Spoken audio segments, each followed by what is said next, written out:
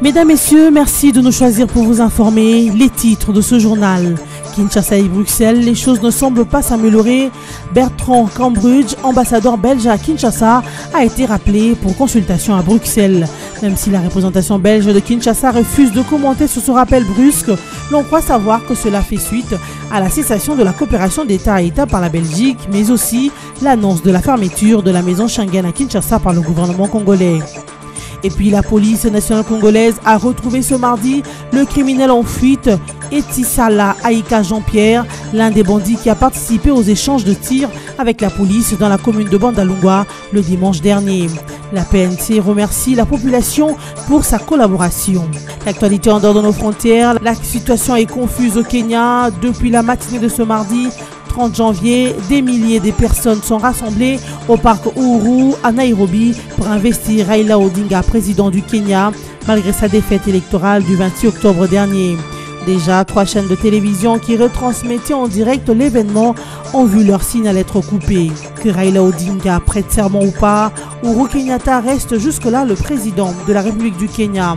L'opposant Odinga risque une arrestation car il a été averti par le procureur général du Kenya que toute investiture équivaudrait à une trahison. Les relations entre la RDC et la Belgique continuent à se détériorer. Après l'annonce de la fermeture prochaine de la maison Schengen et de l'agence de la coopération technique belge par Kinshasa, Bruxelles a rappelé son ambassadeur en poste à Kinshasa, Bertrand de Cambridge, pour consultation à printemps. Du côté de l'ambassade de Belgique à Kinshasa, l'on ne préfère pas commenter sur cette situation. Seul le service diplomatique du Royaume de Belgique, basé à Bruxelles, pouvait émettre un point de vue, a-t-on appris. Mais selon les observateurs avertis, ce rappel s'inscrit dans le cadre de la détérioration des relations entre les deux pays depuis quelques jours. Depuis que la Belgique avait annoncé d'orienter son aide vers les vulnérables via les organisations non gouvernementales, Kinshasa considère qu'il s'agit d'une cessation de la coopération d'État à État. En plus, Kinshasa accuse la Belgique de se ranger derrière l'opposition radicalisée dont les envolées extrémistes troublent la paix dans les murs congolais. C'est donc un dossier à suivre. L'ancien officier de forces armées de la RDC, John Chibangu, passé à la rébellion et aux arrêts à Dar es Salaam en Tanzanie depuis hier lundi 29 janvier 2018. Détenu aux services spéciaux tanzaniens, il a subi une première audition ce mardi. De son vrai nom, Dédé Mulamba Mungengele, Chibangu détenait sur lui un faux passeport zambien au nom de Jordan Kabamba et un autre centrafricain au nom de Samuel Ngere Farah. Dédé Mulamba alias John Chibangu a diffusé récemment une vidéo de son supposé maquis dans laquelle il donnait au président Kabila 45 jours pour quitter le pouvoir, sans quoi il allait lancer l'assaut pour le renverser.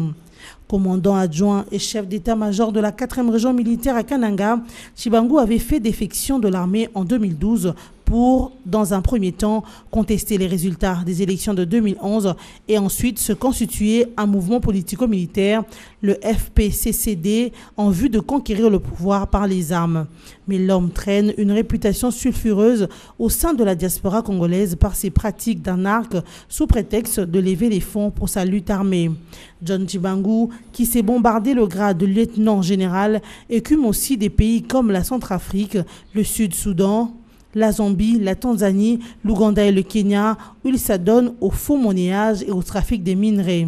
Il entretient également une base de mercenaires dont certains de ses lieutenants ont été récemment arrêtés en République centrafricaine, tandis que lui-même était activement recherché dans ce même pays pour association avec des mouvements rebelles locaux. La police nationale congolaise a arrêté ce mardi à Massina l'auteur de l'accrochage de la soirée de dimanche dernier sur l'avenue 8 décembre à Bandalungwa, accrochage qui avait causé la mort de 2 personnes et un blessé selon le bilan officiel. Selon un communiqué signé par le commissaire provincial de la police ville de Kinshasa, le général Sivano Kasongo Kitenge, le sieur Etisala Eika Jean-Pierre, alias Roi de Janeiro, qui était blessé par balle, a été retrouvé grâce au professionnalisme du groupe de lutte contre la criminalité. Le commissaire provincial remercie également la population pour sa collaboration qui a permis d'arrêter ce criminel en moins de 48 heures de cavale. Elle lui demande de continuer avec ce genre de collaboration pour l'éradication de la criminalité à travers la capitale de la République démocratique du Congo. À quelques jours de la clôture de la révision du fichier électoral, l'ambassadeur de l'Union européenne, Bart Ovry, a rencontré le lundi 29 janvier 2018 le président de la CENI, Corneille Nangaa, pour échanger sur les avancées du processus électoral en RDC. Il s'agit d'une séance de travail tournant autour de l'état d'avancement du processus électoral depuis la publication du calendrier électoral le 5 novembre 2017 jusqu'à ces jours et également d'une éventuelle coopération. Au cours de cet entretien, l'ambassadeur Bart Ovry a tenu à signaler que l'Union européenne soutient une sortie des crises consensuelles en RDC. L'Union européenne voit également la contribution financière promise par la communauté internationale à la CENI comme un facteur de confiance au processus électoral. De son côté, Corneille Nangaa a insisté sur la confiance mutuelle entre la CENI et le partenaire technique et financier au processus électoral en RDC. Au sortir de cette longue séance de travail, Bart Ovry a déclaré avoir eu des échanges tout à fait constructifs avec le président de la CENI, Corneille Nangaa. Il a ajouté avoir évoqué le projet de la commission des experts sur le processus électoral sur lequel il espère trouver dans un délai rapproché des résultats.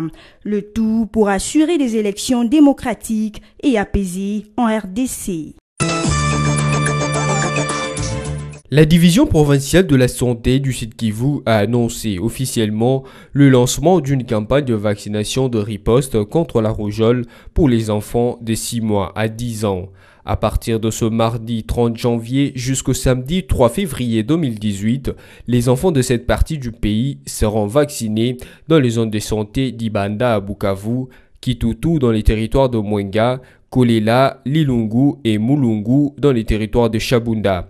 L'objectif de cette vaccination est d'arrêter l'épidémie de rougeole dans la province du Sud-Kivu où plusieurs cas ont été signalés, comme indiqué par les chargés de la communication de la division provinciale de la santé. Il s'y est de noter que pour faciliter les déplacements vers les sites de vaccination, la division provinciale de la santé du Sud-Kivu a placé ce site proche des résidences de parents, soit dans les écoles, des églises ou d'autres endroits bien appropriés. Raila Odinga, président du peuple. C'est ainsi qu'ont scandé les partisans de Raila Odinga qui attendaient son investiture depuis le parc Uhuru à Nairobi au Kenya ce mardi 30 janvier 2018. Malgré sa défaite électorale du 26 octobre dernier, son parti la NASA et l'ensemble de l'opposition kenyane a décidé de l'investir président alternatif du Kenya. À la veille de cette cérémonie, le président officiel du Kenya, Uhuru Kenyatta, avait interpellé les patrons de la presse à ne pas retransmettre l'événement en direct, chose que ces derniers n'ont pas respectée. Par conséquent, 3 chaînes qui ont retransmis l'événement en direct ont vu leur signal être coupé par les autorités kenyanes. La police, quant à elle, patrouillait autour du parc, évitant les confrontations avec les partisans. Elle a néanmoins utilisé le gaz lacrymogène pour disperser les fauteurs des troubles.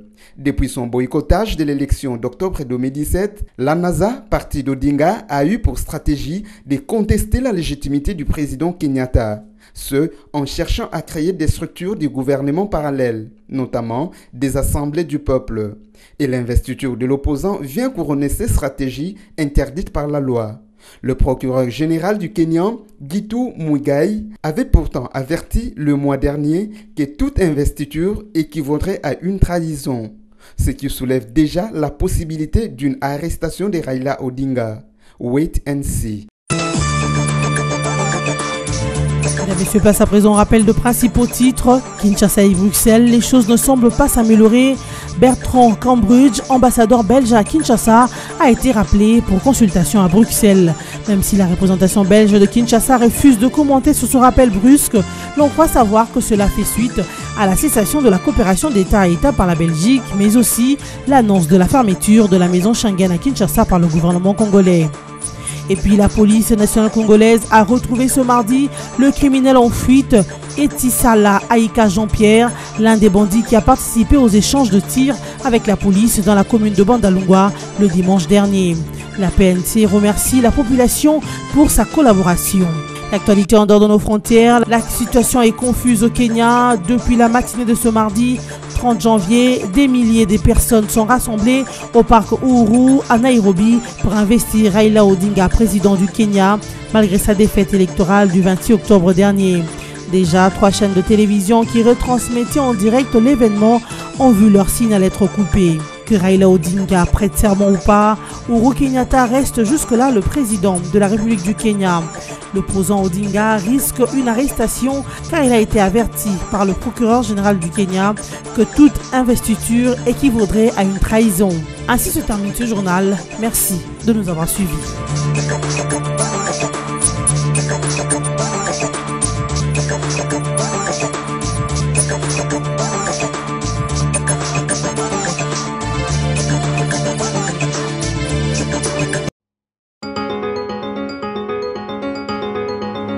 Bon mardi à tous et bienvenue à cette revue de presse. Commençons avec Congo Virtuel qui titre à sa une « Pas de vague entre Kinshasa et Luanda ». Une polémique tend à enfler dans les réseaux sociaux au sujet d'une déclaration qu'aurait faite le ministre angolais des Affaires étrangères Manuel Domingos Augusto au sujet de la situation politique en République démocratique du Congo. Selon un tweet qui circule en effet, celui-ci aurait déclaré ce qui suit. Le mandat du président Kabila est terminé, il doit partir dans les cadres du processus démocratique. Ces propos ainsi interprétés comme les signes d'une crise qui existerait entre Kinshasa et Luanda, ce qui n'est nullement le cas. De ces faits, les commentaires tendant à l'attester ne sont à inscrire que dans les cadres de lutte d'influence que certaines forces exercent pour insinuer des rivalités entre la RDC et ses voisins afin de trouver parmi ses voisins une base arrière pour mener à bien leur plan de déstabilisation du pays. Joseph Kabila y a d'ailleurs fait allusion dans son dernier entretien avec la presse. En effet, tout en assurant que la RDC est en bon terme avec ses 9 voisins et les 35 km de la côte atlantique, il avait épinglé ses allusions à des conflits qui ne divisent nullement son pays avec ses voisins, notant tout simplement des rumeurs tendant à insinuer des crises. Kabila a aussi reconnu quelques difficultés liées notamment au problème des réfugiés, mais qui se règlent par des concertations. Poursuivons cette revue de presse avec Forum des As qui titre « En marge du 30e sommet de l'Union africaine, la crise congolaise s'invite à Addis Abeba ». En marge de ce 30e sommet de l'ex-OUA au pays de la reine Elisabeth, la crise de la RD Congo s'invite à Addis Abeba. Antipas Moussa Niamoussi, président national du parti RCD-KML, résigne que Félix Tshisekedi, président du RASOP Limité, séjourne depuis 3 jours dans la métropole éthiopienne pour mener un lobbying. Sans doute d'abord auprès de Paul Kagame et éventuellement auprès d'autres chefs d'État influents du continent. Cependant, le ministre honoraire des Affaires étrangères du gouvernement du patriarche Antoine Gizenga a démenti l'information faisant état de sa rencontre avec le président rwandais lors du Forum économique mondial de Davos en Suisse. C'est faux, je ne suis pas allé à Davos, je suis pour l'instant à Addis Abeba, mais je vais quitter la capitale éthiopienne. Félix Tshisekedi, lui, est ici depuis 3 jours pour un travail de lobbying, réagit tout de suite Moussa Niamoussi à Libre Afrique, qualifiant la nouvelle de mensonge grossier. À la question comment expliquer cette fuite dans la presse, l'homme fort du RCD-KML rétorque « Ce n'est pas la première fois que certains cherchent à nuire à l'opposition congolaise. Ce qui embête nos adversaires, c'est que nous restions unis.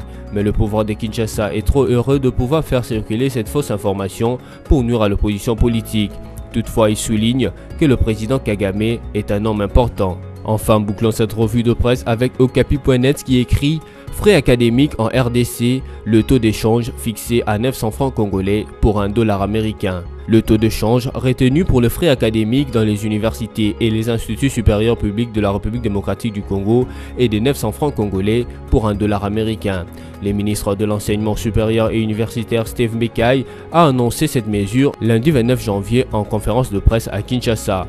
Pour les étudiants qui ont payé à un taux élevé, il demande que la différence soit considérée comme avance aux prochaines tranches, précise les ministres qui insistent que cette mesure peut souffrir d'aucune interprétation ou tergiversation. Avec cette décision du gouvernement, Steve Mbekay estime qu'il y a donc plus de raisons pour les étudiants de manifester. Il appelle tous les étudiants de la RDC au calme. Des étudiants des universités et instituts supérieurs ont manifesté ces derniers temps pour protester contre la majoration de frais académiques consécutive à la disparité du taux de change appliqué par les universités. C'est le cas notamment de l'université de Kinshasa-Unikin où une vive tension a été observée jeudi 25 janvier. Les policiers avaient tiré de coups de feu pour disperser un groupe d'étudiants qui voulaient se résigner auprès des autorités sur le taux à appliquer pour les frais académiques. C'est sur cette note que se termine la ronde de journaux parus en ligne ce mardi 30 janvier 2018. Merci de l'avoir suivi et bonne suite au programme sur votre chaîne.